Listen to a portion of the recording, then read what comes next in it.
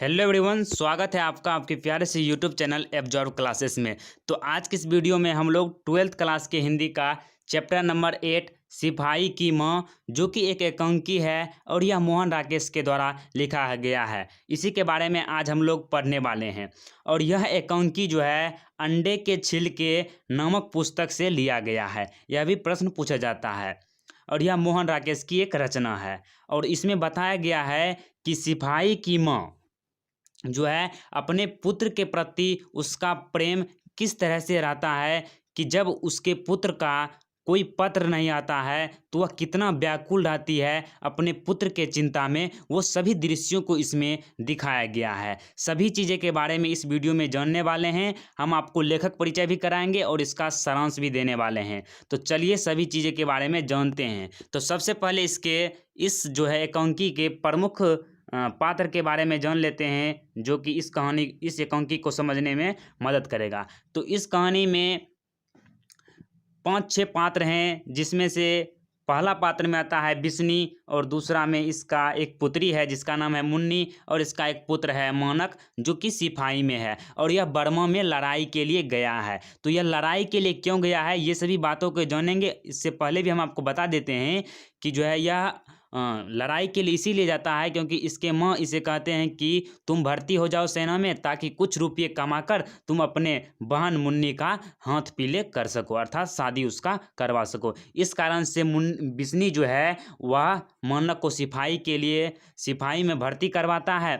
और इसका एक पुत्री है जिसका नाम मुन्नी है और यह 14 वर्ष का है। ये भी सवाल पूछा जाता है कि मुन्नी कितने वर्ष की थी, तो 14 वर्ष की थी। उसके बाद इसका एक पड़ोसी है जिसका नाम है कुंती।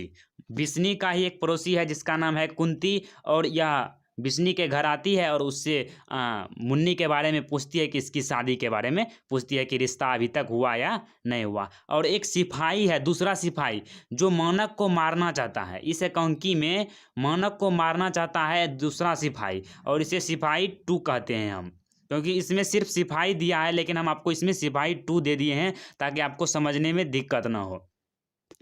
उसके बाद इसमें 2 कैरेक्टर और है। कैरेक्टर एक है दीनू कुम्हार। दीनू कुम्हार जो है यह बिस्नी के गांव में ही रहता है और इसका जो शरीर है मतलब कुबर टाइप का है इसका शरीर। और यह आता है और यह सूचना देता है कि बर्मा में ये सभी लड़ाई है, बर्मा में जो है कैसे जाया जाता है, किस तरह से लड़ाई हो रही है, सभी जानकारी ये रखता है और गांव में सभी को देता है। और वहीं पर बर्मा से 2 लड़की चल कर आती है जो क्रिश्चियन है, और लड़की 1 है और एक लड़की 2 है। ये दोनों को आप मान सकते हैं, ये 2 लड़की है जो बर्मा से चल कर आती है और यहाँ पर भिक्षा मांगती है क्योंकि इसे वहाँ से भगा दिया गया है। वहाँ पर इतना लड़ाई हो गया था कि जिस जंगल से ये आई थी रास्ते से, वहाँ पर जो है ना सिपाही की लाशें बिछी हुई थी। इस तरह की भयानक दृश्य इस चैप्टर में चर्चा किया गया है। तो ये हो गया इसके प्रमुख पात्र, जिसके बारे में हम आपको डिटेल से बता चुके हैं। तो अब लेखक परिचय भी जान लेते हैं, उसके बाद सारांश को देखेंगे। तो सिपाही के माँ के लेखक मोहन राकेश जी हैं और यह एक एकांकी है। तो मोहन राकेश जी का जन्म जो है 8 जनवरी 1925 ईस्वी को हुआ था। और यह कहाँ पर हुआ था, तो इनका जन्म स्थान है जंडी वाली गली, अमृतसर, पंजाब में हुआ था। यह पंजाब के निवासी थे। उसके बाद इसका जो मृत्यु है, निधन जो कब हुआ था, तो 3 दिसंबर 1972 ईस्वी को इनका निधन हो गया था। और ये प्रश्न पूछा जाता है कि मोहन राकेश का बचपन का नाम क्या था। इसके बचपन का नाम मदन मोहन गुगलानी था, जो कि बिहार बोर्ड एग्जाम में कई बार पूछा गया है। और इनके माता का नाम जो था वह बच्चन कौर एवं पिताजी का नाम करमचंद गुगलानी था, और वह पेशे से एक वकील थे। और साहित्यिक जीवन के बारे में चर्चा करते हैं तो यह सांस्कृतिक संस्थाओं से जुड़ा हुआ था। उसके बाद इसकी शिक्षा दीक्षा है, इन्होंने जो है ना एमए जो है ना संस्कृत में किया था लाहौर से, और ओरिएंटल कॉलेज जालंधर से एमए किया था। देखिए एमए इसमें इन्होंने संस्कृत में भी किया और जाके जालंधर से इन्होंने एमए हिंदी में भी किया। तो एमए इन्होंने संस्कृत और हिंदी दोनों में किया था। उसके बाद इसकी प्रमुख कृतियाँ हैं जिसे आपको ध्यान ही रखना है क्योंकि इसमें कृतियाँ पूछा ही जाता है। तो इसका है इंसान के खंडहर जो 1950 ईस्वी में प्रकाशित हुआ था। फिर है नए बादल जो 1957 में प्रकाशित हुआ था। फिर है जानवर और जानवर जो 1958 में प्रकाशित हुआ था। एक और जिंदगी 1961 में। एक और जिंदगी और इंसान के खंडहर, ये दोनों बहुत ही वीवीआई है। फिर है फौलाद का अवकाश जो 1972 में प्रकाशित हुआ था। फिर है वारिस। वारिस कब हुआ था? तो 1972 में ही। फौलाद का अवकाश और वारिस जो है 1972 में ही प्रकाशित हुआ था। ये सभी कहानी संग्रह हैं। तो इतना हो गया इसका कहानी संग्रह। उसके बाद है अंधेर बंद कमरे जो 1961 में प्रकाशित हुआ था। न आने वाला कल किसकी रचना है? तो मोहन राकेश का 1970 में प्रकाशित हुआ था। अंतराल 1972 में। ये सभी उपन्यास हैं। अंधेर कमरे, न आने वाला कल, अंतराल, ये 3 इसका प्रमुख उपन्यास है। उसके बाद आषाढ़ का एक दिन 1958 में प्रकाशित हुआ। लहरों के राजहंस 1963 में। आधे अधूरे, ये सभी इसके नाटक हैं। पैर तलों की जमीन, अंडे के छिलके और अन्य एकांकी, यह जो है अंडे के छिलके एकांकी से लिया गया है जो 1973 में प्रकाशित हुआ था। ये सभी एकांकी हैं। फिर आखिरी चट्टान तक यात्रा वृत्तांत है। यात्रा वृत्तांत है आखिरी चट्टान तक। फिर परिवेश, रंगमंच और शब्द, कुछ और आविष्कार, नई निगाहों के सवाल एवं कलम, खुद लेख निबंध। और जाके यहाँ पर देखिए मृच्छकटिकम, अभिज्ञान श्रृंखला, एक औरत का चेहरा, अनुवाद, समय साथी, जीवन संकलन, मोहन राकेश की डायरी जो है वह निधनों उपरांत प्रकाशित हुआ था। देखिए यहाँ पर जाता है ना, यहाँ पर जो एकांकी है यह पूछा जाता है। एकांकी का क्या पूछा नहीं जाता है, लेकिन आपको जानना चाहिए कि एकांकी होता क्या है। तो यह एकांकी वह होता है जिसे मंच पर खेला जाता है। मतलब इसे मंच पर जो है ना बहुत सारे कैरेक्टर के द्वारा इसे दिखाया जाता है, वही एकांकी होता है। इसमें भी मंच पर यह दिखाया गया है एकांकी को। तो चलिए अब इसके बारे में विस्तार पूर्वक इसका व्याख्या करते हैं। तो सिपाही की मां पाठ का सारांश। तो सिपाही की मां शीर्षक एकांकी के एकांकीकार मोहन राकेश जी हैं, जिनका जन्म 1925 और मृत्यु 1972 ईस्वी में हो गया था। और रंगमंच मतलब जो होता है जहाँ पर नाटक को खेला जाता है, तो रंगमंच पर भी मोहन राकेश की एकांकी खूब मंचित हुई है। मतलब इसकी कहानी जो है रंगमंच पर भी शानदार परफॉर्मेंस करती है। इस एकांकी की मां अपनी एकमात्र बेटी की शादी के लिए तथा पैसे के लिए, यहाँ पर देखिए 2 बात है, बेटी की शादी, मुन्नी के शादी के लिए और पैसे के लिए परेशान है। एकमात्र बेटा कमाने गया है। कहाँ गया है? तो बर्मा की लड़ाई में जो है ना वह युद्ध में गया हुआ है। फिर लड़ाई में उसके मारे जाने का भी भय है। जो है बिस्नी जो है मानक का माता जी, उसको भय है उसके मृत्यु हो जाने का युद्ध में। तो इसी भय में इस एकांकी का परिवेश एवं कथ्य उपस्थित किया गया है। अगर सारांश पूछा जाता है तो आपको इसी प्रकार से लिखना है। उसके बाद देखिए है कि मोहन राकेश की इस मार्मिक रचना में निम्न मध्य वर्ग की एक ऐसी माँ बेटी की कथा वस्तु प्रस्तुत है।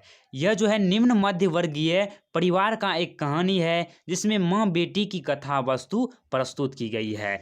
जिनके घर, यहाँ पर घर होगा, जिनके घर का इकलौता लड़का सिपाही के रूप में द्वितीय विश्व युद्ध के मोर्चे पर बर्मा में लड़ने गया है। वह अपनी माँ का इकलौता बेटा और विवाह के लिए तैयार अपनी बहन का इकलौता भाई है। वह जो है लड़ने के लिए बर्मा गया है।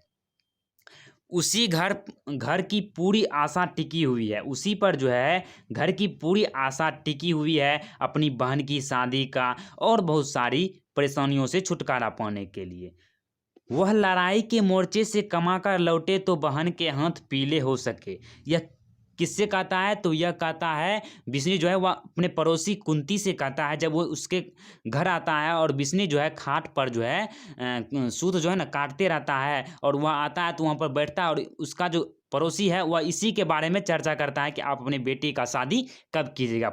उसके कुंती का इतना ही कम है इस एकांकी में। फिर है माँ एक देहाती भोली स्त्री है। वह यह भी नहीं जानती कि बर्मा उसके गांव से कितना दूर है। उसे यह भी नहीं पता है कि उसके गांव से बर्मा कितना दूर है और लड़ाई कैसी, किनसे और किस लिए हो रही है। उसका अंजाम ऐसा भी हो सकता है कि सब कुछ खत्म हो जाए, ये सभी उसे मालूम नहीं है। वह एक देहाती भोली स्त्री है। ऐसा वह सोच भी नहीं सकती। माँ और छाया की तरह उससे लगी बेटी के भीतर की वह आशा जो बेटे से जुड़ी है, अनेक रूप रंग ग्रहण करती है। उसकी संपूर्ण नैतिकता और रंग संभावनाओं का लेखक ने साधे हाथों ऐसा उद्घाटन किया कि रचना के अंत में एक अपार विषाद मन पर सच्चाई छोड़ जाती है। तो इस तरह से इतना ही आपको सारांश लिखना है। और इसमें यह भी पूछा जाता है कि मुन्नी कितने वर्ष की थी, तो वह 14 वर्ष की थी। और वह जो है ना अपने माताजी से बिस्नी से कहती है कि जो है ना भैया का जो पत्र है वह मंगलवार को आ जाएगा। यह भी पूछा जाता है मंगलवार को उसका पत्र आ जाएगा, लेकिन पत्र नहीं आता है। इस तरह से आप इसको पढ़िएगा तो आपको भी खूब ज़्यादा आनंद आएगा और अंदर से इस कहानी को पढ़ने में, और आपको अंत में यह भी अनुभव होगा कि आपके मन में जो विषाद अर्थात दुख की भावना उत्पन्न हो जाएगी कि किस तरह से दूसरे सिपाही और इसे मारना चाहता है। और इसमें एक और पॉइंट हम आपको बताना चाहेंगे कि सिपाही की मां की संवाद योजना की विशेषता बतलाएं। यह भी पूछा जाता है, बता देते हैं आपको। यहाँ पर संवाद मतलब होता है बातचीत। तो जो मोहन राकेश थी उसकी रचना बहुत ही अच्छे था, इस प्रकार से था, मार्मिक ढंग से किए हुए थे कि कोई भी उसमें जो है ना प्रवेश कर जाएगा उस चीज को पढ़ने में अंदर तक। तो यहाँ पर वो सभी चीजें के बारे में भी बता देते हैं आपको, और एक उदाहरण भी यहाँ पर देंगे आपको। किसी नाटक की संवाद योजना केवल भाषविक पक्ष का ही उद्घाटन नहीं करता, वह नाटकीयता को भी ध्वनित करती है। संवाद योजना मतलब कथोपकथन वास्तव में नाटक के प्राण है। संवाद योजना ही कथा विकास और चरित्र चित्रण में सहायक होती है। सिपाही की मां शीर्षक एकांकी में मोहन राकेश ने सार्थक संवाद योजना के माध्यम से कथा का विकास किया और चारित्रिक विशेषताओं को प्रस्तुत किया। प्रस्तुत एकांकी में संवाद सरल और स्पष्ट है, एकदम सरल है, स्पष्ट है, साधारण है, तथा ये पात्रों की मनोवृत्ति और परिस्थितियों के दबाव में गढ़े गए हैं। जो परिस्थिति आता है, दबाव आता है मनोवृत्ति पर, उस पर ही यह इसकी रचना की गई है और चारित्रिक विशेषताओं को प्रस्तुत किया है। हो गया। इसके बाद इस एकांकी में पात्रानुकूल मतलब जितने भी पात्र हैं उसकी संवेदनाओं की योजना हुई है। इसके संवाद पढ़ाया संक्षिप्त है, सजीव है, रसात्मक है, रस से परिपूर्ण है, तर्क संगत है, पूर्वापर संबंध है, सार्थक है, व्यंग्यपूर्ण है। और मतलब इसे जितना आप पढ़ना जाएगा आपका उतना ही रोचक बढ़ते जाएगा।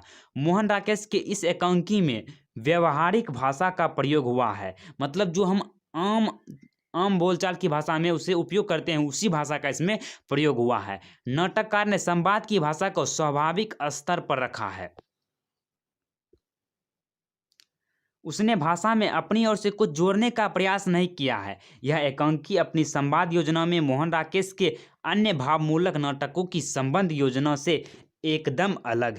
जैसे एक उदाहरण के रूप में यहाँ पर भी दिया गया है। संक्षिप्त में मुन्नी बिस्नी, तो पहले मुन्नी बोलती है सच्चे मोतियों के करे होंगे ना माँ, तो ये पूछती है अपनी माँ जी से, तो उसे जवाब मिलता है हाँ बेटी सच्चे मोतियों के करे होंगे, जब उसका भाई जो है मानक वह वहाँ से लौटेंगे तो इसके लिए बहुत सारे सच्चे मोतियों के गहने लाएंगे। फिर सजीव जो मानक है वह बोलता है मैं इसे नहीं मारूंगा, मैं इसे नहीं मारूंगा, ऐसे बोलता है मैं इसे नहीं मारूंगा, नहीं मैं इसे जरूर मारूंगा, मैं अभी इसके टुकड़े टुकड़े कर दूंगा। सिपाही टू को बोलता है जब उसके घर पर आ जाता है एक तरह से एकांकी में। फिर इस संवाद में भी देखिए यहाँ पर है, इस संवाद में विवश और रोध भाव का सजीव हो उठा है।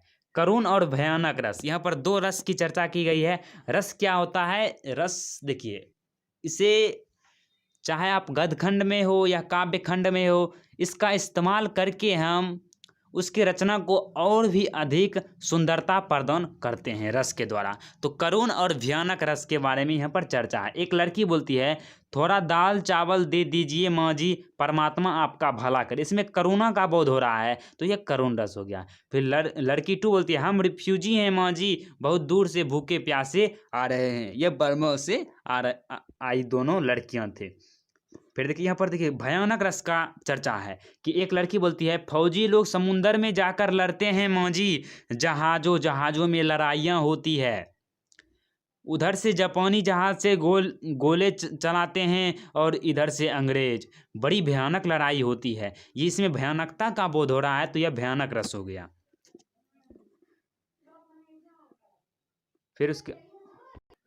फिर एक लड़की आती है, जंगल के चप्पे चप्पे में लड़ाइयाँ चलती है माँ जी। हमने रास्ते में सैकड़ों सिपाहियों की सड़ी गली लाशें देखी थी। यहाँ अंग्रेज सिपाहियों की लाशें पड़ी मिलती है, वहाँ जापानी सिपाहियों की। तर्कसंगत मुन्नी, तुम जिस रास्ते से आई हो उस रास्ते में फौजी नहीं भाग कर आ सकते। ये जो है ना मुन्नी सवाल करती है उस क्रिश्चियन लड़की से। तो इस तरह से इसका हो गया। इस तरह से आपका पूरा जो है सिपाही की माँ एकांकी समाप्त होता है। आशा करते हैं आपको पूरा समझ में आया होगा। इसी तरह का और भी वीडियो देखने के लिए आप इस चैनल को सब्सक्राइब कर सकते हैं और इस वीडियो के लिए एक लाइक जरूर करें। मिलते हैं अगली वीडियो में, तब तक के लिए जय हिंद जय भारत।